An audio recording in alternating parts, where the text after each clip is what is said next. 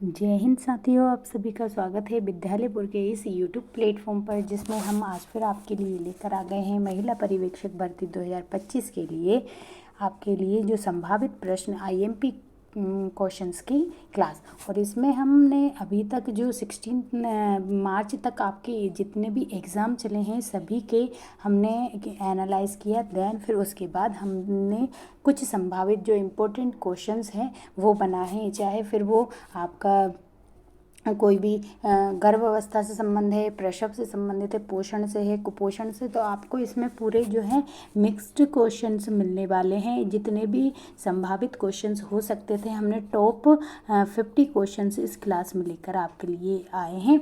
और ये जो क्लास है बिल्कुल आपकी जो महिला पर्यवेक्षक है उसके लिए उसी पर बेस्ड क्लास है। इसके अलावा हमारी शाम को 7 बजे भी एक क्लास आती है, वो भी महिला पर्यवेक्षक के लिए ही है। और उसमें हम आपको मैम सीडीपी की क्लास करवाती हैं, बाल विकास की क्लास करवाती हैं, जो कि आपका बिल्कुल 45 नंबर का एक पार्ट है आपके एग्ज़ाम का। तो बिल्कुल आप उससे भी जुड़िए। सभी लोग, जितने भी लोग आप लोग क्लास देख रहे हैं तो आप सभी लोग इस क्लास से भी ज़रूर जुड़िएगा, सीडीपी की क्लास से।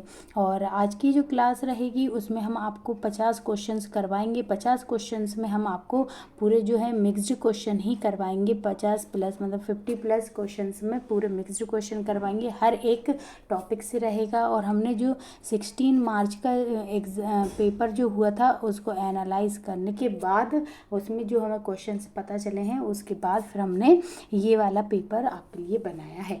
ठीक है, ये आपके लिए क्लास बनाई है।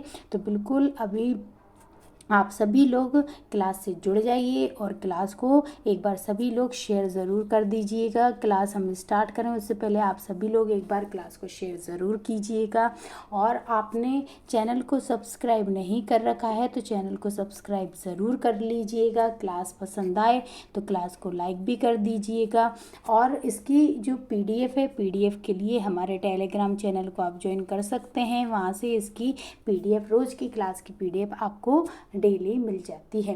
तो बिल्कुल आपने अभी तक अगर क्लास को शेयर नहीं किया है तो प्लीज़ सभी लोग क्लास को शेयर ज़रूर कर दें। और जिनका भी अब एग्ज़ाम है आपका, उन सभी को हमारी ओर से बहुत बहुत शुभकामनाएं कि आपका एग्ज़ाम बहुत अच्छा जाए और आप लोग बहुत अच्छा एग्ज़ाम में करें। और आपके सभी जो आपके भविष्य की महिला पर्यवेक्षक हैं उन सभी से हम कहेंगे कि आप जल्दी से क्लास से जुड़िए और क्लास को शेयर कर दीजिए ताकि हमारी क्लास को हम स्टार्ट कर सकें और हम हमारी क्लास को आगे बढ़ा सकते हैं। ठीक है, और अभी हम बता दें आपको कि हमने है ना अभी आईसीएमआर से संबंधित, क्योंकि ये वाला जो टॉपिक है आपको सीधे सीधे एक क्लास से ही कम से कम 5 से लेकर 6 क्वेश्चन आपको दिलवाएगा। तो ये वाला टॉपिक हमने बिल्कुल पूरा कर लिया है। इसके अलावा अगर देखें कि योजनाओं से संबंधित हमने 2 क्लास आपको अभी कंप्लीट करवा दी है जो कि आपकी बहुत ज़्यादा पूछी जा रही हैं। तो आप ज़रूर आप देखिए। अगर आपने अभी तक क्लासेस नहीं देखी हैं तो आप हमारे चैनल के प्ले लिस्ट में जाएंगे। प्ले लिस्ट में जाने के बाद आप जो टॉप 100 क्वेश्चंस वाला जो सेक्शन है उसमें जाएंगे तो उसमें बिल्कुल आप देखेंगे कि आपको हर एक टॉपिक से हर एक जो संभावित क्वेश्चंस बन सकते हैं। और ज़्यादा से ज़्यादा जो टॉपिक आपके एग्ज़ाम में आते हैं उन्हीं टॉपिक को हमने क्लियर करवाते हुए चल रहे हैं। तो बिल्कुल आप सभी क्लास से जुड़िए और अपने हमारी क्लासेस को ज़्यादा से ज़्यादा शेयर ज़रूर कीजिएगा। तो चलिए आज की क्लास हम स्टार्ट कर देते हैं और आपके सामने फर्स्ट क्वेश्चन लेकर आते हैं। उससे पहले कि आप सभी लोग एक बार शेयर ज़रूर कर दिया होगा। अब हमारी क्लास को हम स्टार्ट कर देते हैं। चलिए, फर्स्ट क्वेश्चन आपकी स्क्रीन पर आ चुका है। सभी लोग ध्यान से पढ़ें क्वेश्चंस को और आंसर दीजिएगा। देखिए क्वेश्चन क्या है कि राष्ट्रीय स्वास्थ्य संस्था केंद्र द्वारा स्थापित मापदंड के अनुसार 10 माह की सामान्य लड़की का वजन कितना होना चाहिए। देखिए जो राष्ट्रीय स्वास्थ्य संस्थान है उनके द्वारा जो 10 महीने की एक बालिका होती, 10 महीने की माह की जो लड़की होती है उसका सामान्य वजन कितना होना चाहिए? सामान्य वजन कितना होना चाहिए बताइए, सामान्य वजन कितना होना चाहिए? 9.5 किलोग्राम, या फिर 108 किलोग्राम, या फिर 118 किलोग्राम, या फिर 12.3 किलोग्राम? बताइए कितना होना चाहिए एक सामान्य लड़की जो कि 10 महीने की है, उसका वजन कितना होना चाहिए? देखिए, अगर बच्चा सामान्य कहते हैं हम नॉर्मल बच्चे जो होता है उस जन्म के टाइम पे कितना होता है, तो 2.5 kg से लेकर और 3 kg तक का जो बच्चा होता है वो नॉर्मल माना जाता है। लेकिन यहाँ पर 10 माह की बच्चे के बारे में पूछा है, तो राइट आंसर इसका क्या हो जाएगा? याद रखें 9.5 kg का तो होना ही चाहिए, है ना। 9.5 किलोग्राम का बच्चा तो होना ही चाहिए। अगर वो 10 महीने का बच्चा है तो उसका वजन कितना होना चाहिए? तो 9.5 kg होना चाहिए। याद रखें 9.5 kg होना चाहिए। तो राइट आंसर क्या हो जाएगा? 9.5 kg। ठीक है, चलिए नेक्स्ट क्वेश्चन देख लेते हैं। नेक्स्ट क्वेश्चन बताइए, भारतवर्ष में सम्मिलित बाल विकास सेवा की शुरुआत किस पंचवर्षीय योजना से हुआ? देखिए, आपकी पंचवर्षीय योजना जो है, पंचवर्षीय योजना से बिल्कुल आपसे हर आपकी शिफ्ट में, चाहे वो पहली शिफ्ट हो, सेकंड शिफ्ट हो, उसमें सब में है ना आपसे पंचवर्षीय योजना के बारे में क्वेश्चन किया जा रहा है। तो बिल्कुल आपने अभी तक, अगर ये हमने पूरी पंचवर्षीय योजना से संबंधित क्लास ली है और पूरा उसमें डिटेल पूरी 12 पंचवर्षीय योजना के बारे में हमने पढ़ाया है। अभी अगर आपने नहीं लिया है तो बिल्कुल आप प्लेलिस्ट की जो टॉप 100 क्वेश्चन वाली जो सीरीज़ है उसमें जाएंगे तो आपको पंचवर्षीय योजना वाली क्लास मिल जाएगी, आप वहाँ से ले सकते हैं। ठीक है, हर शिफ्ट में एक दो क्वेश्चन जो है पंचवर्षीय से आ रहे हैं, तो बिल्कुल आप अपने 1-2 मार्क्स बहुत अच्छे से कर लीजिए और क्लास को लीजिए। चलिए, तो देखिए इसमें पूछा है कि बाल विकास जो है, बाल विकास सेवा की शुरुआत किस पंचवर्षीय योजना से हुई थी? तो पहली पंचवर्षीय योजना, दूसरी पंचवर्षीय, तीसरी या फिर चौथी? बताएंगे किस पंचवर्षीय योजना से बाल विकास सेवा की शुरुआत हुई थी। तो वो कौन सी पंचवर्षीय योजना थी? तो याद रखें 5वीं पंचवर्षीय योजना। कौन सी थी? 5वीं पंचवर्षीय। देखिए हम सबके लिख भी देते हैं। ठीक है, कौन सी पंचवर्षीय योजना थी? तो 5वीं पंचवर्षीय योजना थी। ये भी याद रखें आप, कौन सी पंचवर्षीय योजना थी? 5वीं पंचवर्षीय योजना थी। कुल कितनी पंचवर्षीय योजना है? तो कुल है ना 12 पंचवर्षीय योजना। कितनी? कुल 12 पंचवर्षीय योजना है। ठीक है, 12 पंचवर्षीय योजना है। और ये 12वीं नंबर की जो है वो कब हुई थी? तो 2012 से लेके 2017 तक चली थी। ठीक है, 2012 से लेके 2017 तक चली थी। और जो बाल विकास सेवा जो है, बाल विकास सेवा की शुरुआत 5वीं पंचवर्षीय योजना से हुई है। ठीक है, बाल विकास सेवा की शुरुआत जो है पंचवर्षीय योजना से स्टार्ट हुई है। ठीक, चलिए नेक्स्ट देख लेते हैं। बताइए, गर्भवती माता को प्रतिदिन सामान्य अवस्था में भोजन की आवश्यकता होती है। बताएंगे कि जो एक गर्भवती माता है उसको प्रतिदिन सामान्य अवस्था में है, तो बताइए वो कितने भोजन की उसको आवश्यकता होगी? 300 या फिर 350 इसमें ग्राम में, है ना। 300 एक टाइम में पूछेगा। ठीक है, बताइए 300, 350 ग्राम, या 400 ग्राम, या 450 ग्राम? बताएं कितने ग्राम की आवश्यकता होगी भोजन की। ठीक है, बताइए। तो देखिए कितने, तो याद रखें 300 इसका राइट आंसर हो जाएगा। कितना? कम से कम 300 ग्राम तो सामान्य अवस्था वाली माता को चाहिए होगा। ठीक है, राइट आंसर इसका क्या हो जाएगा? 300। ठीक है, चलिए नेक्स्ट क्वेश्चन देख लेते हैं। नेक्स्ट क्वेश्चन क्या है कि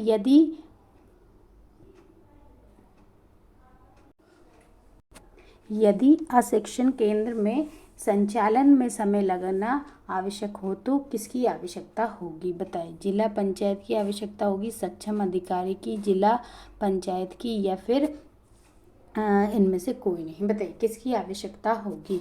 तो इसका जो राइट आंसर हो जाएगा वो राइट आंसर क्या हो जाएगा?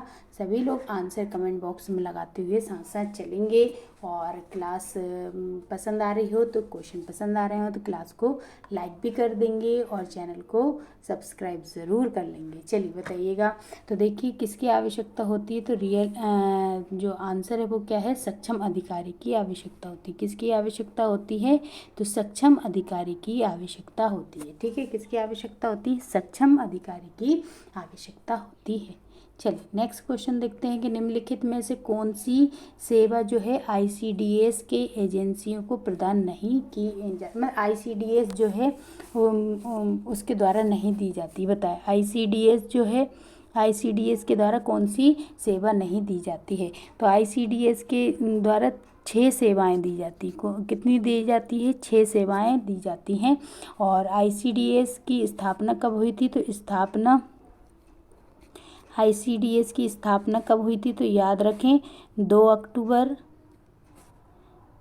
1975 को हुई थी। ठीक है, 2 अक्टूबर 1975 को हुई थी। और कौन कौन सी 6 सेवाएं दी जाती हैं, तो एक कौन सी होती है, स्वास्थ्य जांच।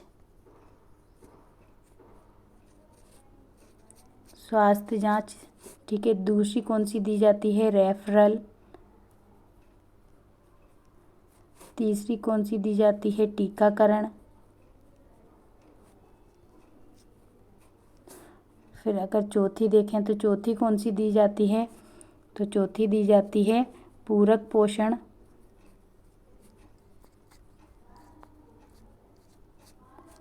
ठीक है, पांचवी कौन सी दी जाती है, तो पांचवी दी जाती है पूर्व औपचारिक शिक्षा, कह सकते हैं हम अनौपचारिक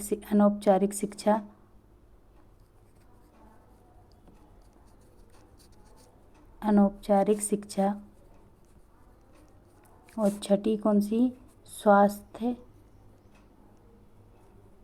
और शिक्षा, है ना, स्वास्थ्य से संबंधित शिक्षा। ठीक है, तो ये जो है आपको 6 सेवाएं दी जाती हैं किसके द्वारा, आईसीडीएस के द्वारा। और इसकी स्थापना कब हुई थी आईसीडीएस की, तो आईसीडीएस की स्थापना जो है 2 अक्टूबर 1975 को की गई थी। कब की गई थी, 2 अक्टूबर 1975 को इसकी स्थापना की गई थी। और इसमें कौन सी सेवा नहीं दी जाती है पूछा है, तो वो रोजगार नहीं देते, ये है ना, रोजगार नहीं देता है। तो राइट आंसर मतलब कि यहाँ पर स्वास्थ्य जांच भी करता है, रेफरल भी करता है और टीकाकरण भी करता है, लेकिन रोजगार प्रदान नहीं करता है। तो राइट आंसर इसका क्या हो जाएगा, इसका राइट आंसर हो जाएगा रोजगार। ठीक है, चलिएगा नेक्स्ट क्वेश्चन देख लेते हैं। बताइए पूरक पोषण आहार के अंतर्गत शामिल है, बताएंगे आप सभी। पूरक पोषण जो है पूरक पोषण आहार के अंतर्गत शामिल है, बताएं।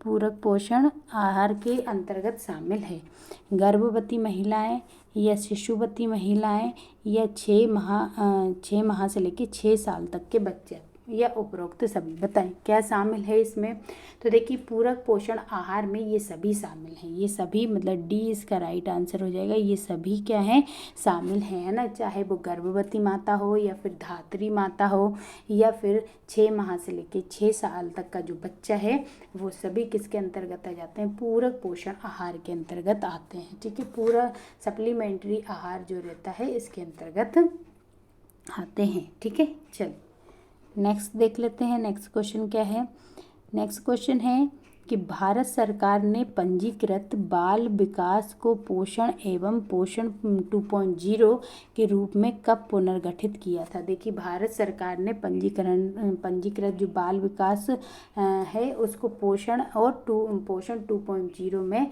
कब पुनर्गठित किया था, तो 2019-20 में, 2021-22 में या 2020-21 में या फिर 22-23 में। बताइए कब पुनर्गठित किया था। सभी लोग आंसर लगाएंगे। इसी प्रकार के क्वेश्चंस आ रहे हैं और हमने एनालाइज करके ही ये वाले क्वेश्चंस बनाए हैं। और ये वाले जो क्वेश्चंस हैं आपको नहीं मिलेंगे, तो बिल्कुल आप बहुत अच्छे से इनको कर लीजिए। ज़्यादा से ज़्यादा क्लास को बस शेयर आपको करना है, बाकी आप क्लास को अच्छे से देखें, हर एक क्वेश्चंस को बहुत अच्छे से करें। तो देखिए इसका राइट आंसर क्या हो जाएगा, जो पंजीकृत बच्चे हैं बाल विकास में उसको पोषण एवं पोषण वर्जन 2.0 को कब लॉन्च किया गया था, पुनर्गठित किया गया था, तो वो 21-22 में, 2021 से 2022 के बीच में उसको पुनर्गठित किया गया था। कब? 2021 से 2022 के बीच में उसको पुनर्गठित किया गया था। ठीक है, राइट आंसर क्या हो जाएगा इसका? राइट आंसर हो जाएगा 2021-22। ठीक है, चलिए नेक्स्ट क्वेश्चन देख लेते हैं। नेक्स्ट क्वेश्चन क्या है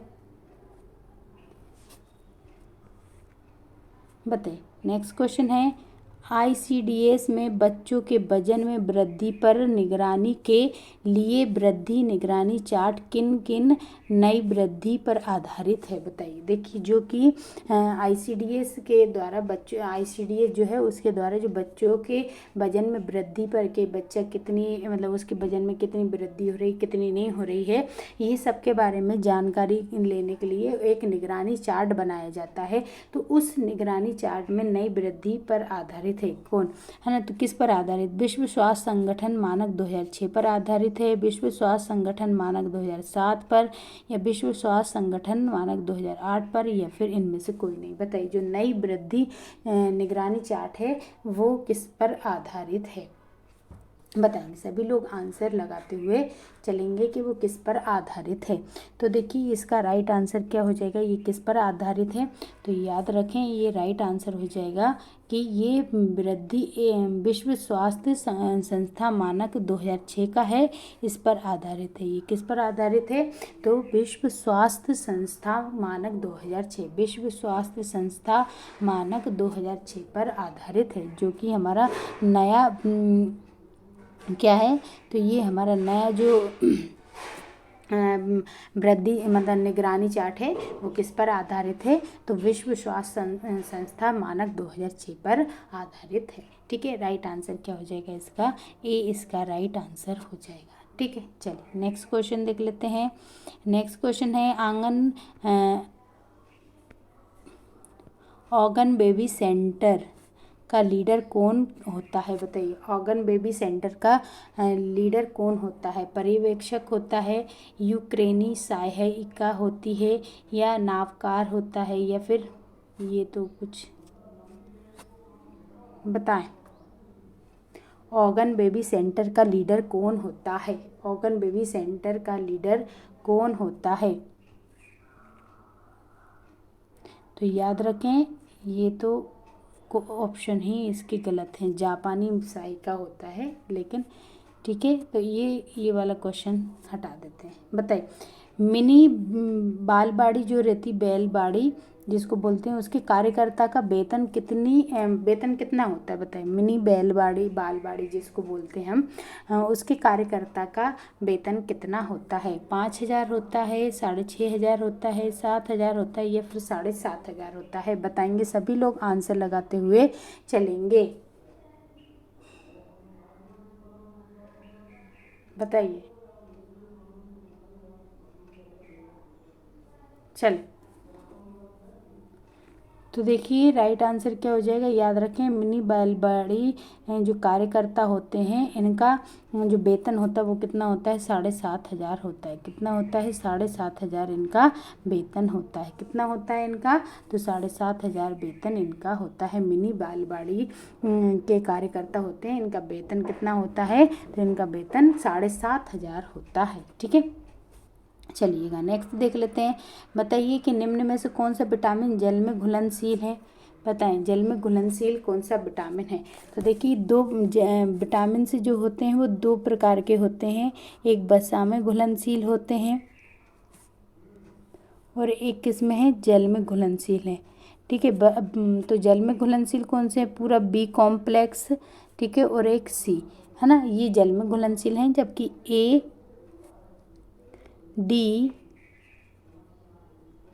ई और के, है ना, ये क्या है? वसा में घुलनशील है। तो इसमें यही पूछ रहा है कि जल में घुलनशील कौन सी विटामिन है? तो बिल्कुल बी और सी जो है वो जल में घुलनशील विटामिन है। कौन से? बी और सी जो है वो जल में घुलनशील विटामिन है। ठीक है, कौन से? बी और सी जो है जल में घुलनशील विटामिन है। क्लियर? चल नेक्स्ट क्वेश्चन देख लेते हैं। नेक्स्ट क्वेश्चन क्या है? नेक्स्ट क्वेश्चन है कि केंद्र सरकार में महिला एवं बाल विकास विभाग किस मंत्रालय का कार्यालय है? बताइए। सिंपल सा है, केंद्र सरकार में जो महिला एवं बाल विकास मंत्रालय है ना, वो इनमें से किस मंत्रालय का कार्यालय है? तो एक स्वास्थ्य मंत्रालय का कार्य है, या फिर मानव संसाधन विकास मंत्रालय का कार्यालय है, या फिर खाद्य मंत्रालय का, या फिर श्रम मंत्रालय का? बताइए। जो कि केंद्र सरकार में जो महिला एवं बाल विकास मंत्रालय है वो किस विभाग मतलब कि ये बाल विकास विभाग जो है वो किस मंत्रालय का कार्यालय है? तो देखिए, किस मंत्रालय का कार्यालय है? राइट आंसर इसका क्या हो जाएगा? तो मानव संसाधन एवं विकास मंत्रालय का। किसका? जो मानव संसाधन एवं विकास मंत्रालय है, इसका कार्यालय कौन सा है? तो महिला एवं बाल विकास विभाग। ठीक है, तो राइट आंसर इसका क्या हो जाएगा? इसका राइट आंसर बी हो जाएगा। ठीक है, चल नेक्स्ट क्वेश्चन करने उससे पहले सभी लोग, जितने भी लोग क्लास को देख रहे हैं, एक बार क्लास को सभी लोग शेयर ज़रूर कर दीजिए। क्लास पसंद आ रही हो तो क्लास को लाइक भी कर दीजिएगा। और पीडीएफ के लिए आप हमारे टेलीग्राम चैनल से जुड़ सकते हैं, वहाँ से इसकी पीडीएफ मिल जाएगी। और चैनल को अभी तक सब्सक्राइब नहीं कर रखा है तो चैनल को सब्सक्राइब ज़रूर कर लीजिएगा। ठीक है, चलिए नेक्स्ट क्वेश्चन देख लेते हैं। नेक्स्ट क्वेश्चन है, प्रधानमंत्री मातृ वंदना योजना की शुरुआत कब से हुई है? बताएं। प्रधानमंत्री मातृ वंदना योजना की शुरुआत कब से हुई? 1 जनवरी 2017 से हुई, 15 अगस्त 2019 से हुई, 26 जनवरी 2017 से हुई, 1 सितंबर 2019 से हुई। बताएंगे कब से हुई है प्रधानमंत्री मातृ वंदना योजना? मातृ वंदना योजना के तहत इसमें 6,000 रुपये 5,000 रुपये दिए जाते हैं। ठीक है, बताइए प्रधानमंत्री। और इसमें इंदौर जो है पहले नंबर पे आया था हमारे मध्य प्रदेश में से। तो बताएंगे कि प्रधानमंत्री मातृ वंदना योजना जो है वो कब की योजना है? बताएं कितने कब की योजना है, तो उसकी डेट क्या है? तो राइट आंसर इसका क्या हो जाएगा? 1 जनवरी 2017 की। कब की है? 1 जनवरी 2017 को आई थी। प्रधानमंत्री मातृ वंदना योजना जो है वो 1 जनवरी 2017 को आई थी। कब आई थी? 1 जनवरी 2017 को आई थी। ठीक है, प्रधानमंत्री मातृ वंदना योजना। ठीक, चलिए। अच्छा, आप बताएं आयुष्मान योजना कब की है? ये बताएंगे आप सभी लोग। आयुष्मान योजना कब की है? आयुष्मान योजना बताएं। आयुष्मान योजना कब की है? ये बताएंगे आप सभी लोग। ठीक है, कमेंट बॉक्स में आंसर लिखें कि आयुष्मान योजना कब की है। दूसरा हम पूछते हैं, बताइए जननी सुरक्षा योजना कब की है? जननी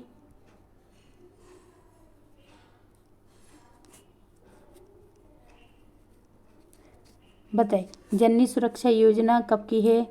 इसके बारे में बताइए आप लोग। जननी सुरक्षा योजना, ये भी दोनों कमेंट बॉक्स में लिखिए, फिर हम आपको इसके आंसर बताते हैं। ठीक है, आप लोग पहले लिखिए कि आयुष्मान योजना कब की है और जननी सुरक्षा योजना कब की है, जबकि मातृ वंदना योजना 1 जनवरी 2017 की है। ठीक है, चलिए, आई होप आप सभी ने आंसर लिखे थे और आपके आंसर जो हम लिख रहे हैं आई थिंक वही हों। ठीक है, तो देखिए जननी सुरक्षा योजना जो है वो कब की है?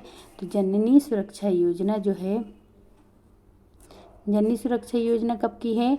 तो 12 अप्रैल 2005 की। कब की है? 2005 की है। ठीक है, तो जननी सुरक्षा जो है कब की है? तो 12 अप्रैल 2005 की है। जबकि आयुष्मान योजना कब की है?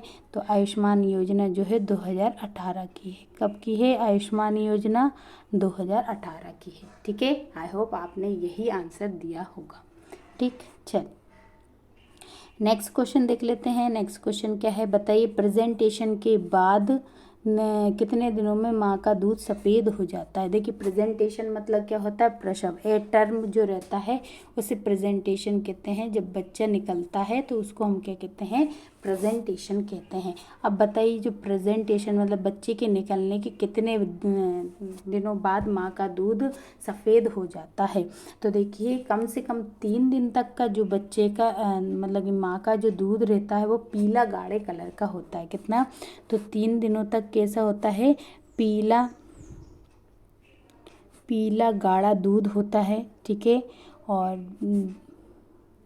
ठीक है, पीला गाढ़ा दूध जो होता है 3 दिनों तक होता है, जिसमें सारी एंटीबॉडीज़ पोषण मतलब पूरा जिसे मतलब पूरा एक पोषक आहार मिल जाता है बच्चे को, पूर्ण पोषक आहार मिलता है जिसे कोलेस्ट्रम कहा जाता है ना। इसको क्या कहते हैं? कोलेस्ट्रम कहा जाता है, इसको कोलेस्ट्रम कहा जाता है। और ये 3 दिनों तक कैसा होता है? पीला गाढ़ा दूध होता है। और 3 दिन के बाद फिर ये क्या हो जाता है? सफ़ेद हो जाता है। 3 दिन के बाद क्या हो जाता है? सफ़ेद हो जाता है।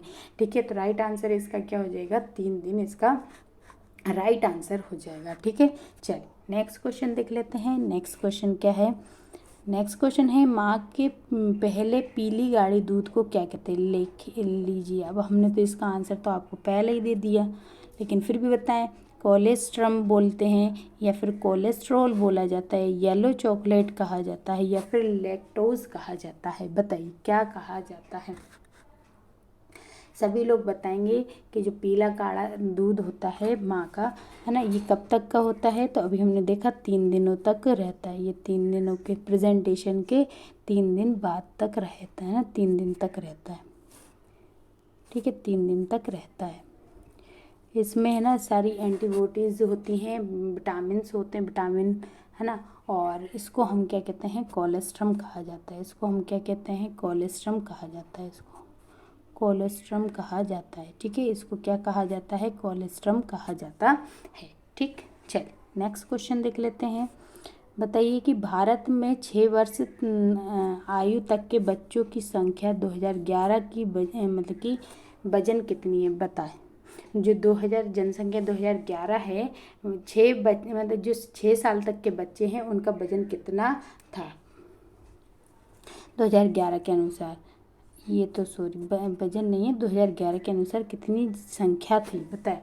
14.8 करोड़ या फिर 15.8 करोड़, 16.8 करोड़ या 17.8 करोड़? बताए। 6 साल तक के बच्चों की संख्या पूछी है ना 2011 के अनुसार। जो हमारा जनगणना 2011 के अनुसार जो 6 वर्ष के बच्चे हैं, 6 वर्ष के बच्चे, उनकी क्या पूछी है? 6 वर्ष के बच्चों की संख्या, है ना। 6 वर्ष के बच्चों की जो संख्या है वो कितनी थी? बताएं कितनी थी? राइट आंसर क्या हो जाएगा इसका? कितनी थी? तो देखिए जो 2011 के अनुसार 6 वर्ष तक के जो बच्चे थे इनकी जनसंख्या कितनी थी? तो 15.8 करोड़ थी। कितनी थी? 15.8 करोड़ थी। ठीक है, 15.8 करोड़ थी, ये याद रखिएगा। तो राइट आंसर क्या हो जाएगा इसका? 15.8 करोड़ इसका राइट आंसर हो जाएगा। ठीक है, 15.8 करोड़ इसका राइट आंसर हो जाएगा। ठीक है, चलिए नेक्स्ट क्वेश्चन देख लेते हैं। नेक्स्ट क्वेश्चन क्या है कि बताइए किस वर्ष तक महिलाओं को बाल विकास सेवा योजना में अतिथि के रूप में शामिल किया गया है? बताएं किस वर्ष तक महिलाओं को बाल विकास योजना जो सेवा योजना होती है उसमें अतिथि के रूप में उनको क्या किया गया है? शामिल किया गया है। बताएं।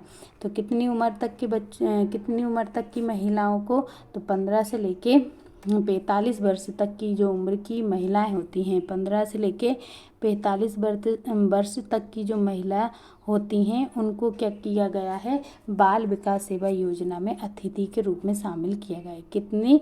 तो 15 से लेके 45 वर्ष तक की महिलाओं को बाल विकास सेवा योजना में अतिथि के रूप में क्या किया गया है? शामिल किया गया है। तो राइट आंसर इसका क्या हो जाएगा? राइट आंसर हो जाएगा 15 से लेके 45 वर्ष तक की महिलाएं।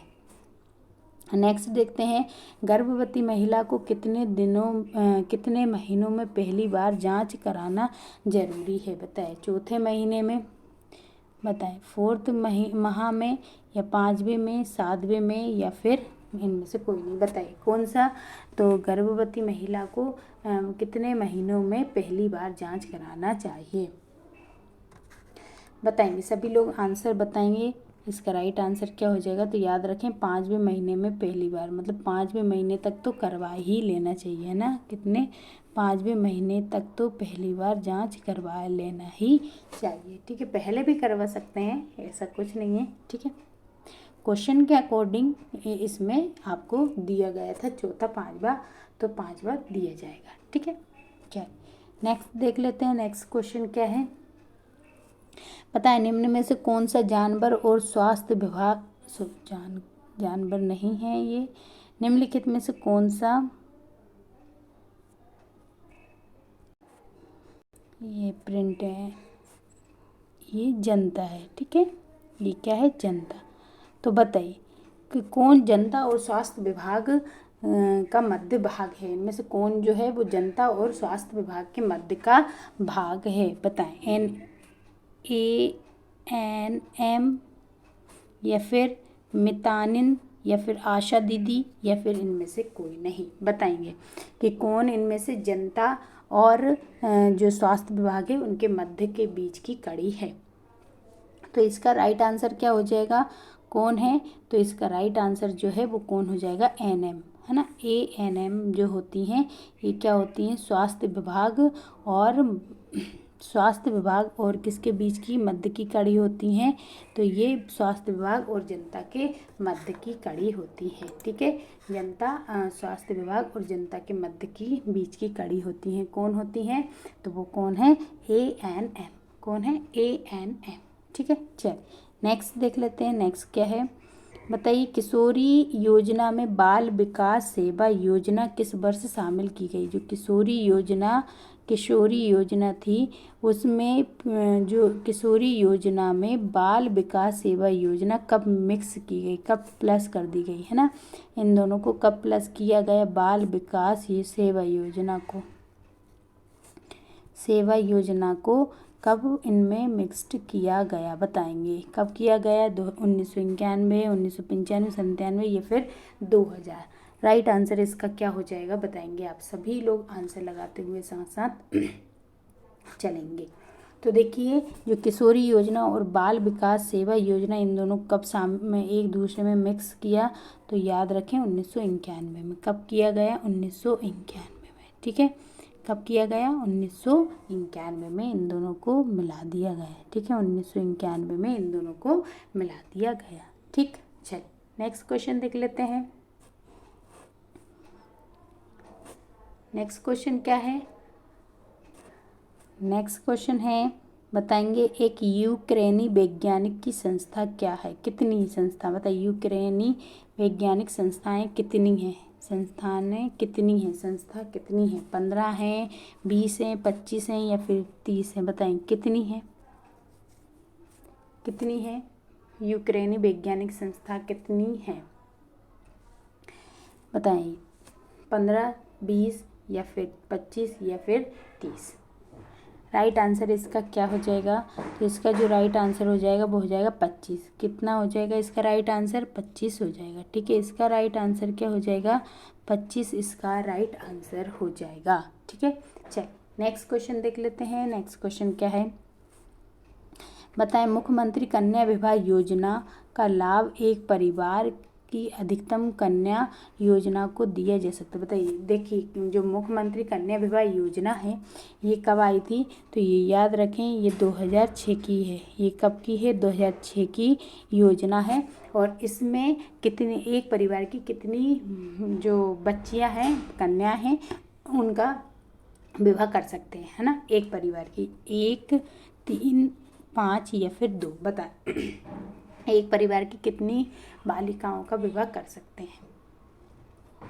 सभी लोग बताएंगे आंसर इसका क्या हो जाएगा। तो देखिए इसका जो राइट आंसर हो जाएगा वो क्या हो जाएगा? तो इसका राइट आंसर हो जाएगा एक जो घर है, एक परिवार है, उसकी कम से कम 2 जो बच्चियां हैं, कन्या हैं, उनका विवाह किसके द्वारा हो सकता है? मुख्यमंत्री कन्या विवाह योजना के अंतर्गत एक परिवार की 2 बेटियों का विवाह हो सकता है, ठीक है। राइट आंसर क्या हो जाएगा? 2। नेक्स्ट देखें किशोर न्याय अधिनियम 2015 के अंतर्गत विधि का उल्लंघन करने वाले से संबंधित मामलों का उत्तर कौन देता है, बताएं। देखिए, अगर किशोर न्याय अधिनियम 2015 है, उसके अंतर्गत विधि का उल्लंघन करने वाले से संबंधित मामलों का उत्तर कौन देगा? जे बोर्ड देगा, या फिर DCPU देगा, या CWC देगा, या फिर इनमें से कोई नहीं? बताएं कौन देगा? जो विधि का उल्लंघन करता है तो उससे संबंधित जो आंसर है वो कौन सा विभाग देगा या कौन देगा? तो राइट आंसर क्या हो जाएगा, उसका आंसर कौन देगा? तो याद रखें, ये कौन सा बोर्ड देगा? तो जे बोर्ड देगा। कौन देगा? राइट आंसर क्या है? तो राइट आंसर हो जाएगा जे बोर्ड। ठीक है, राइट आंसर क्या हो जाएगा? जे बोर्ड। ठीक है, जे बोर्ड जो है इसका राइट आंसर हो जाएगा। ठीक है, जे बोर्ड जो है राइट आंसर इसका हो जाएगा। ठीक, चल नेक्स्ट देख लेते हैं। शारदा अधिनियम किससे संबंधित है, बताएं। विधवा पुनर्विवाह से संबंधित है, सती प्रथा से, बाल विवाह से, या फिर अंतरजातीय विवाह से? शारदा अधिनियम जो आया था इसके अंतर्गत है ना, बच्चियों की जो उम्र है शादी की वो कितनी कर दी गई थी? 15 साल कर दी गई थी। कितनी कर दी थी, है ना? 15 साल हो गई थी। अब बताएंगे कि शारदा अधिनियम किससे संबंधित है? विधवा पुनर्विवाह, सती विवाह, या बाल विवाह, या फिर अंतरजातीय विवाह? राइट आंसर इसका क्या हो जाएगा?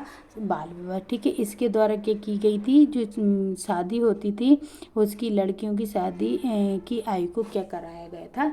बढ़ा दिया गया था। ठीक है, क्या कर दिया गया था? बढ़ा दिया गया था। तो ये राइट आंसर इसका क्या हो जाएगा? इसका राइट आंसर शारदा अधिनियम किससे संबंधित है? तो बाल विवाह से संबंधित है। ठीक है, किससे संबंधित है? बाल विवाह से संबंधित है। ठीक है, चलिए नेक्स्ट देखते हैं। बताइए, शिशु मापांक द्वारा किस आयु वर्ग के बच्चों की लंबाई निर्धारित की जाती है? देखिए, जो शिशु मापांक होते हैं उसके द्वारा किस आयु के वर्ग के बच्चों की लंबाई निर्धारित की जाएगी? 0 से लेके 1 साल तक के बच्चे, 0 से लेके 2 साल, 0 से 3, 0 से 6। बताएं कितने साल तक के बच्चों की? बताइए, सभी लोग आंसर लगाते हुए चलेंगे कमेंट बॉक्स में। ठीक है, कमेंट बॉक्स में आप सभी लोग आंसर लगाते हुए चलिए। क्लास पसंद आ रही हो तो क्लास को लाइक करते हुए भी चलिएगा और क्लास को शेयर ज़रूर करते हुए चलिएगा। तो देखिए, इसका राइट आंसर क्या हो जाएगा? तो शिशु मापांक द्वारा किस आयु वर्ग के बच्चों की लंबाई निर्धारित की जाती है? तो राइट आंसर इसका हो जाएगा 0 से लेकर 2 साल तक के बच्चों की। किसे? तो 0 से लेकर 2 साल तक के जो बच्चे होते हैं उनकी आयु को क्या कर दिया जाता है? तो निर्धारित किया जाता है। तो राइट आंसर क्या हो जाएगा? 0 से लेकर 2 साल तक के बच्चे। ठीक है, 0 से लेकर 2 साल तक के बच्चों की। ठीक है, चलिए नेक्स्ट क्वेश्चन देखते हैं। बताइए, किस उम्र तक महिलाओं को आंगनबाड़ी जो मंदिर की आंगनबाड़ी की हितग्राही सेवा से लाभ मिलता है? बताइए कितने अब इसमें भी रिटायर्ड होने लगे हैं, तो बताइए किस उम्र की महिलाओं को आंगनबाड़ी की हितग्राही सेवा से लाभ मिलेगा, है ना? 40 वर्ष तक, 42, 45, या फिर 48? बताएं कितनी साल तक की उम्र में आंगनबाड़ी की हितग्राही सेवा लाभ उठा सकती हैं? बताएं महिलाएं। तो इसका जो राइट आंसर हो जाएगा वो क्या हो जाएगा? राइट आंसर 45 वर्ष हो जाएगा। 45 वर्ष तक क्या कर सकती हैं? हितग्राही सेवा की लाभ उठा सकती हैं, है ना, महिलाएं। 45, क्योंकि 45 के बाद जो उनका बोला जाए तो ये जो होती हैं पीरियड्स चले जाते हैं 45 तक की उम्र तक। तो इसलिए इसको क्या कहते हैं, आंगनबाड़ी में 45 वर्ष इसका रखा है कि महिलाओं को 45 वर्ष तक की महिलाओं को आंगनबाड़ी की सेवा से लाभ प्राप्त हो सकता है। ठीक है, चलिए नेक्स्ट देखते हैं। नेक्स्ट क्वेश्चन है, बताइए कि किसी भी प्रकार की हिंसा से पीड़ित महिला को वेश्यावृत्ति के रूप में संरक्षण दिया जा सकता है? तो बताएं किसके द्वारा? वन स्टॉप सेंटर द्वारा, या फिर महिला शक्ति द्वारा, आवासीय आश्रम द्वारा, या फिर सभी के द्वारा? बताएंगे किसी भी प्रकार से हिंसा से पीड़ित महिला को वेश्यावृत्ति के रूप में संरक्षण, बताइए एक मतलब इसमें दिया है वेश्यावृत्ति से, है ना,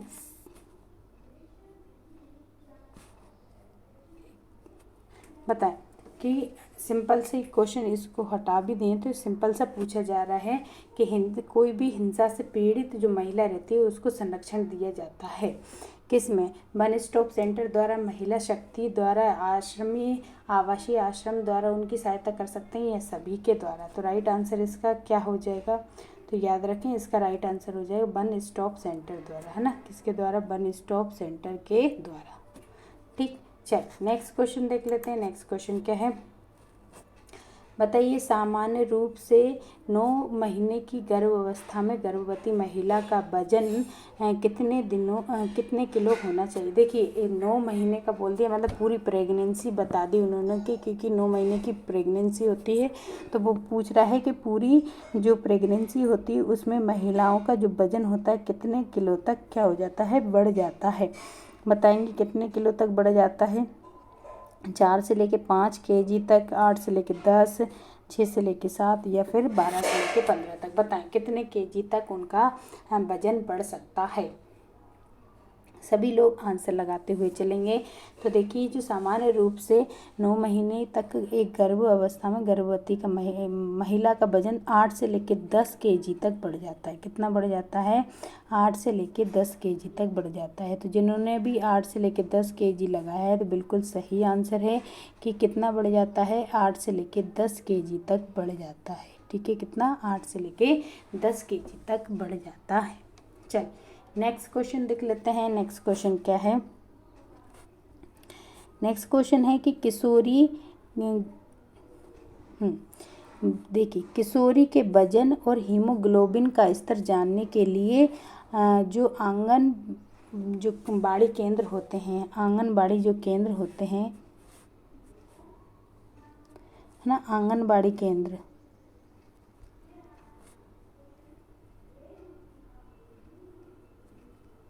आंगनबाड़ी केंद्र में आयोजित कार्यक्रम कौन कौन से होते हैं? बताइए।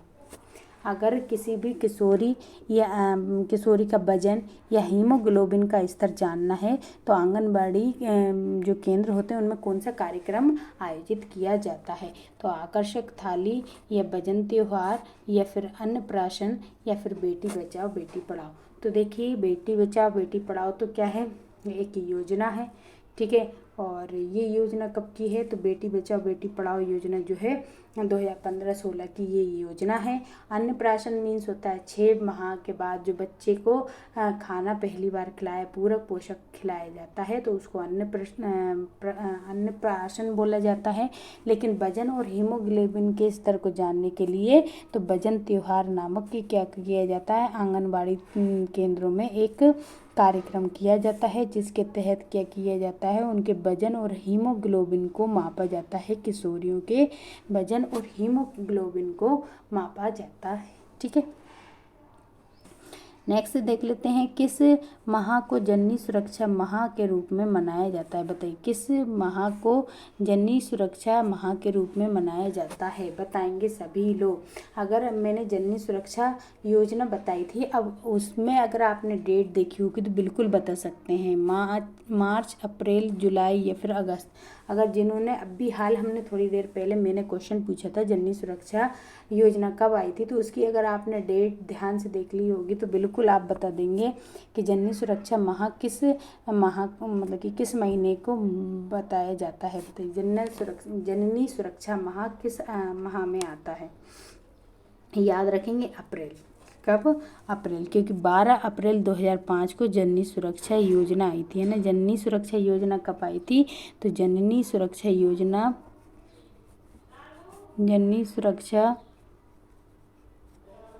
योजना अप्रैल 2000 किस में आई थी? 5 में आई थी। तो इसलिए अप्रैल माह को क्या बताते हैं? जननी सुरक्षा माह के रूप में मनाया जाता है। ठीक है, जननी सुरक्षा माह के रूप में मनाया जाता है। ठीक है, चलिए नेक्स्ट क्वेश्चन देख लेते हैं। नेक्स्ट क्वेश्चन क्या है? नेक्स्ट क्वेश्चन है भारतवर्ष में पोषण अभियान जो की शुरुआत की गई थी, भारतवर्ष में पोषण अभियान कब चालू किया गया था? तो देखिए पोषण अभियान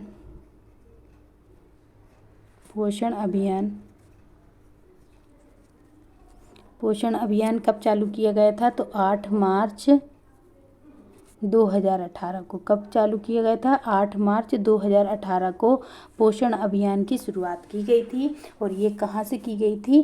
तो राजस्थान के झुंझुनू से, है ना। कहाँ से? राजस्थान के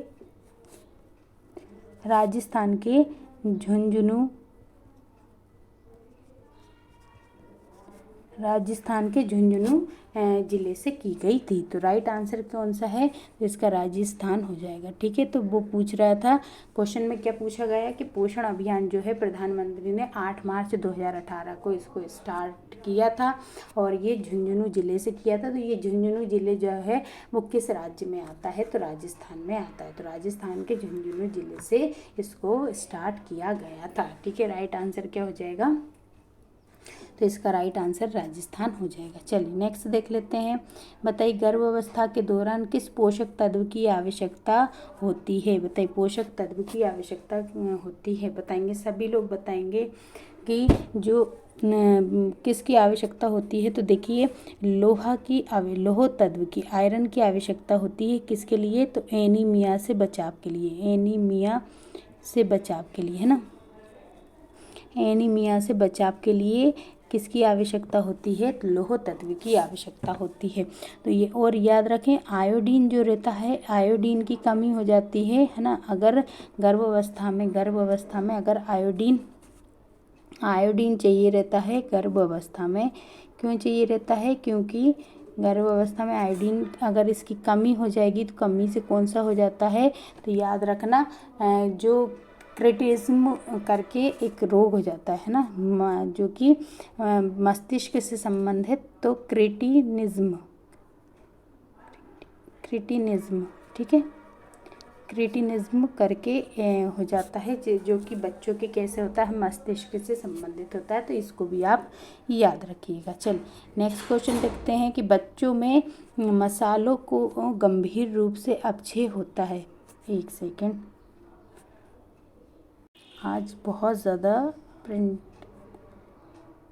टाइपिंग मिस्टेक की गई है। आप थोड़ा सा इसको अनदेखा कर सकते हैं, हम इसकी जगह पे इसका सही बता देंगे आपको। देखिए, बोल रहा है कि बच्चों में जो मांसपेशियों को गंभीर रूप से, क्या मांसपेशियों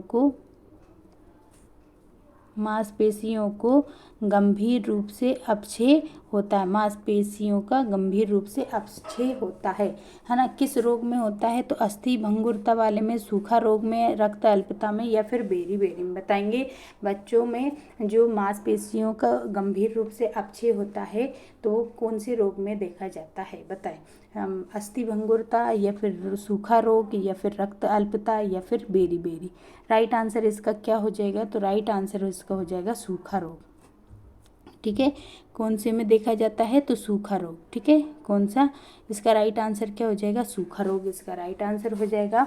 और सूखा रोग जो रहता है इसको ही हम क्या कहते हैं? रिकेट्स भी कहते हैं। इसको क्या कहते हैं? रिकेट्स रोग भी कहते हैं। ठीक है, रिकेट्स भी कहा जाता है, सूखा रोग भी कहा जाता है। ठीक है, चल नेक्स्ट देख लेते हैं।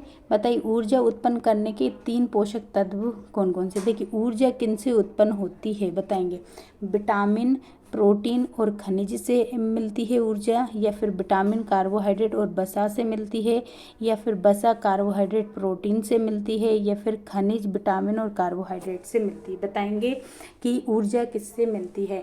तो देखिए, पोषक तत्व दो प्रकार के होते हैं। एक ऐसे जो कि जिनसे हमें एनर्जी मिलती है, और एक ऐसे जिनसे हमें एनर्जी नहीं, जबकि रोग प्रतिरोधक क्षमता और अन्य चीज़ें मिलती हैं। तो ऊर्जा देने वाले जो पोषक तत्व हैं वो कौन कौन से हैं? तो ऊर्जा देने वाले पोषक तत्व हैं, सबसे पहले तो कार्बोहाइड्रेट से ऊर्जा मिलती है हमें, कार्बोहाइड्रेट से ऊर्जा मिलती है। ठीक है, अगर दूसरा देखें तो वसा से हमें ऊर्जा मिलती है। ठीक है, तीसरा देखें तो प्रोटीन से हमें ऊर्जा मिलती है। ठीक है, तो तीनों से हमको ऊर्जा मिलती है। और ये तीनों किस ऑप्शन में है? तो याद रखें, ये तीनों जो हैं किस ऑप्शन में हैं? तो ये तीनों सी ऑप्शन में है, मतलब वसा, कार्बोहाइड्रेट और प्रोटीन से मिलती है। किससे? वसा, कार्बोहाइड्रेट और प्रोटीन से हमको क्या मिलती है? तो हमको ऊर्जा प्राप्त होती है। ठीक है। विटामिन से हमको क्या मिलती है? तो रोगों से लड़ने की क्षमता मिलती है। ठीक है, रोग से बीमारियों से बचाता है। ठीक है। चल नेक्स्ट क्वेश्चन देखते हैं। नवजात को किस वर्ष तक केवल माता का दूध आधारित, मतलब कि माता के दूध पर जो है आश्रित रहना पड़ता है? किस वर्ष तक या किस माह तक? तो याद रखें, देखिए जो बच्चा जो रहता है वो 6 माह तक, 6 माह के बाद उसको क्या दिया जाता है? 6 माह के बाद जो है उसे पूरक पोषण देने लगते हैं, है ना। 6 माह के बाद उसको पूरक पोषण देने लगते हैं, पूरक पोषण देने लगते हैं। ठीक है, पूरक पोषण दिया जाता है, इसलिए 6 माह में अन्नप्राशन भी किया जाता है। तो वो ये बोल रहे हैं नवजात को कितने वर्ष तक या कितने माह तक सिर्फ, है ना, क्या कहते हैं, आश्रित रहना पड़ता है, माँ के दूध पर ही आश्रित रहना पड़ता है, आश्रित रहना पड़ता है ना। तो कितने वर्ष तक के बच्चे को रहना पड़ता है? तो याद रखें 6 माह तक के बच्चे को। कितने? 6 माह तक का जो बच्चा होता है वो किस पे? तो मम्मी के मतलब कि दूध पर ही आश्रित रहता है ना उसका जीवन। ठीक है। चलिए, तो 6 महीने का बच्चे तक इसका राइट आंसर हो जाएगा। चलिए नेक्स्ट क्वेश्चन देख लेते हैं। नेक्स्ट क्वेश्चन बताइए, प्रधानमंत्री मातृ वंदना योजना का मुख्य उद्देश्य क्या है? अभी हमने देखा था प्रधानमंत्री मातृ वंदना योजना। मातृ वंदना योजना जो है ये कब आई थी? 1 जनवरी 2000 कब आई थी? 17 को आई थी। और इस योजना का मुख्य उद्देश्य क्या है?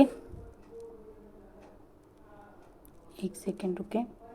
तो देखिए, पहला है कि मृत्यु की क्षति के बदले राशि को प्रोत्साहन के रूप में देना। ठीक है।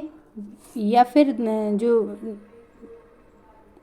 इसके द्वारा दिए गए प्रोत्साहन राशि से गर्भवती महिलाओं व जो डेयरी बेग वाली जो महिलाएं होती हैं, जो है ना, क्या कहते हैं, जिनको प्रोत्साहन राशि दी जा रही है, तो ऐसी जो डेली बेज वाली जो महिलाएं रहती हैं उनके स्वास्थ्य का जो है उनमें सुधार करना है। बताइए क्या मुख्य उद्देश्य है? तो याद रखें दोनों ही, है ना, दोनों ही। उसकी मृत्यु पर उनको प्रोत्साहन राशि देना, और दूसरा क्या है? गर्भवती महिलाओं को जो डेली वेज वाली जो महिलाएं रहती हैं उनको स्वास्थ्य के लिए जो है सुविधा प्रदान कराना। ठीक है, तो राइट आंसर दोनों ही हो जाएंगे इसके। चलिए नेक्स्ट क्वेश्चन देखते हैं। मलेरिया नामक रोग जो है किससे प्रभावित करता है? मलेरिया में हृदय होता है, प्लीहा होता है, फेफड़ा होता है, या फिर किडनी होता है? बताइए। देखिए मलेरिया, अगर देखें मलेरिया के बारे में हम आपको थोड़ा सा बताएं, तो मलेरिया जो है, मलेरिया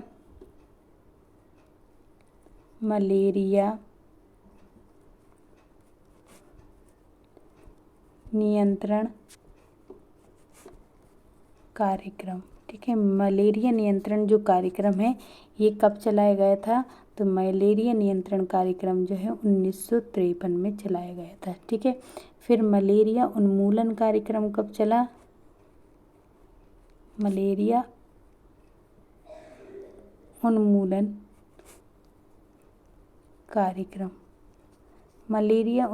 कार्यक्रम कब चलाया गया? 1958 को चलाया गया था। ये भी आप याद रखेंगे साथ साथ में। और मलेरिया जो होता है हमारे प्लीहा को क्या करता है? प्रभावित करता है। मलेरिया हमारे प्लीहा को क्या करेगा? प्रभावित करता है। तो राइट आंसर क्या हो जाएगा? मलेरिया किसको प्रभावित करता है? तो हमारे प्लीहा को प्रभावित करता है। ठीक है, चल नेक्स्ट क्वेश्चन देख लेते हैं। नेक्स्ट क्वेश्चन क्या है बताइए। रोटा वायरस से अधिकतर बच्चे प्रभावित होते हैं। बच्चों में इसका संक्रमण होने पर क्या लक्षण प्रकट होते हैं? बताइए। देखिए रोटा वायरस के लक्षण पूछे हैं कि रोटा वायरस होने पर क्या लक्षण दिखाई देंगे। उल्टी, दस्त, उधर मतलब पेट में दर्द, या कुपोषण, या रक्त अल्पता, या फिर डिमेंशिया? बताइए। रोटा वायरस से जो बच्चे जिनको रोटा वायरस नामक जैसे मतलब रोटा वायरस होता है तो उससे क्या बच्चों में क्या संक्रमण देखने को मिलते हैं? बताएं। राइट आंसर इसका क्या हो जाएगा? तो याद रखें रोटा वायरस के कारण क्या होता है तो बच्चों में उल्टी, दस्त और उनका पेट दर्द, ये सब कुछ देखने को मिलता है। क्या? तो उल्टी, दस्त, बच्चों का पेट दर्द, ये सब उनके लक्षण दिखाई देते हैं किसमें? रोटा वायरस में। किसमें? रोटा वायरस में। ठीक है। नेक्स्ट देखते हैं, कच्चे माल का एक प्रकार जो होता है PEM का पूरा नाम बताएं। PEM मतलब पी ई और एम, बताइए इसका पूरा नाम क्या है? तो इसका पूरा नाम क्या है? प्रोटीन, ई मतलब एनर्जी मतलब ऊर्जा,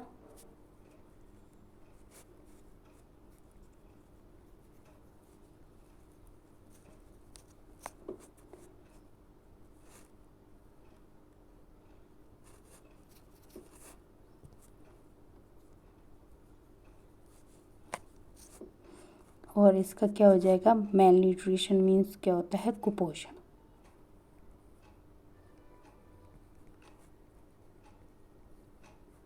ठीक है, मेल न्यूट्रिशन।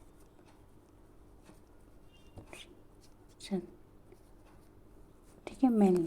अब बताइए इसका फुल फॉर्म। तो इसका पूरा पेप्सिन, ये पेप्सिन हो नहीं सकता। ठीक है, और ये भी नहीं होगा, ये भी नहीं होगा। इसका क्या होगा? उपकरण नहीं, ये क्या हो जाएगा? कुपोषण। ठीक है, क्या हो जाएगा इसका? कुपोषण, इसका राइट आंसर हो जाएगा। तो प्रोटीन, ऊर्जा, कुपोषण PEM का फुल फॉर्म होता है। ठीक है, PEM का फुल फॉर्म क्या होता है? तो प्रोटीन, ऊर्जा और कुपोषण।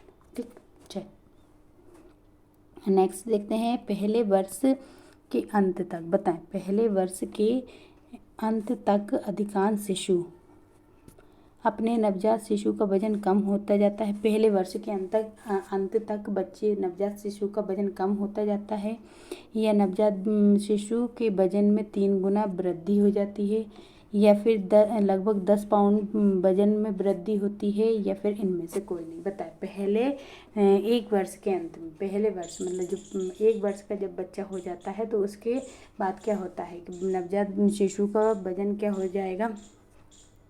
कम हो जाता है, या नवजात शिशु का वजन 3 गुना हो जाता है, या फिर 10 पाउंड बढ़ जाता है, या फिर इनमें से कोई नहीं। बताएं राइट आंसर इसका क्या होगा? सभी लोग आंसर लगाएंगे। इसका राइट आंसर क्या हो जाएगा? तो इसका राइट आंसर जो हो जाता है, तो ये क्या हो जाता है? 1/3 बढ़ जाता है। कितना हो जाता है? 1/3 बढ़ जाता है। तो राइट आंसर इसका क्या हो जाएगा? इसका राइट आंसर हो जाएगा कि जो नवजात होता है, नवजात शिशु के वजन से 3 गुना, अपने ना नवजात शिशु के वजन का 3 गुना हो जाता है उसका। ठीक है, चल नेक्स्ट क्वेश्चन देखते हैं कि बेटी बचाओ बेटी पढ़ाओ योजना के कार्यान्वयन के लिए पोर्टफोलियो मंत्रालय कौन सा है? बताइए, जो बेटी बचाओ बेटी पढ़ाओ जो योजना, कौन सा मंत्रालय जो है वो कार्यान्वयन करता है ये योजना को? बताएंगे कौन सा जो है मंत्रालय इस योजना को चलाता है? कौन सी बेटी बचाओ बेटी पढ़ाओ योजना? ये कब की है बेटी बचाओ बेटी पढ़ाओ योजना? तो ये है 2017 की। कब की है? 2017 की है बेटी बचाओ बेटी पढ़ाओ। और ये कौन सा मंत्रालय इस योजना को चलाता है? स्वास्थ्य एवं कल्याण, परिवार कल्याण मंत्रालय, मानव संसाधन विकास मंत्रालय, महिला एवं बाल विकास मंत्रालय, या फिर संयुक्त रूप से? बताएं सभी।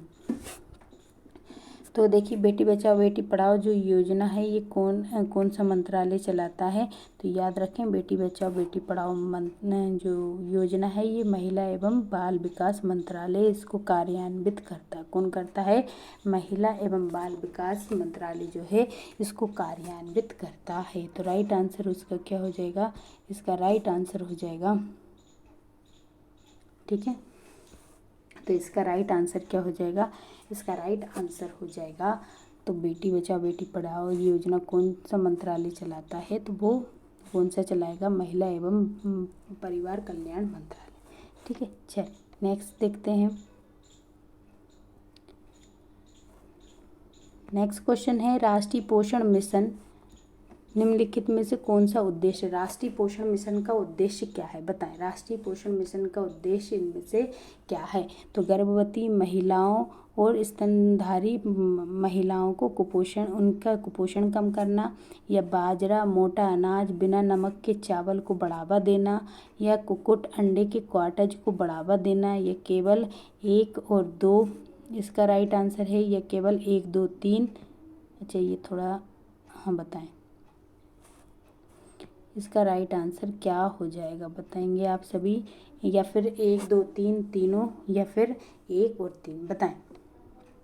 तो याद रखें जो राष्ट्रीय पोषण मिशन है ना, राष्ट्रीय पोषण मिशन जो है ये जो है इसमें क्या किया जाता है, तो ये इसका राइट आंसर क्या हो जाएगा कि ये गर्भवती महिलाएं जो होती हैं उन और स्तनधारी जो महिलाएं उनके कुपोषण को कम करना इसका एक उद्देश्य है। दूसरा है बाजरा और मोटे अनाज और बिना नमक वाले चावल को बढ़ावा देना। ठीक है, तो ये दोनों ही इनके राइट आंसर हैं, मतलब कि केवल 1 और 2 जो है इसका राइट आंसर हो जाएगा। 3 इसका राइट आंसर नहीं है ना, तीसरा कोई उद्देश्य नहीं है ना, ये दोनों इसके उद्देश्य है। ठीक, चलें नेक्स्ट क्वेश्चन देख लेते हैं। बताएंगे प्रधानमंत्री मातृ वंदना योजना के तहत सहयोग राशि कितने किस्तों में हितग्राही को प्रदान की जाती है? 2, 4 या फिर 3 या फिर 5। तो देखिए इसकी 5,000 रुपये दी जाते हैं ये, और 5,000 में से क्या होगा, पहला कब दिया जाता है? रजिस्ट्रेशन पर। ठीक है, रजिस्ट्रेशन का है, कोई भी गर्भवती महिला है और उसने रजिस्ट्रेशन मतलब गर्भवती होने पर अगर वो रजिस्ट्रेशन कराती है तो पहली किस्त तब दी जाती है 1,000 की। फिर दूसरी कब दी जाती है?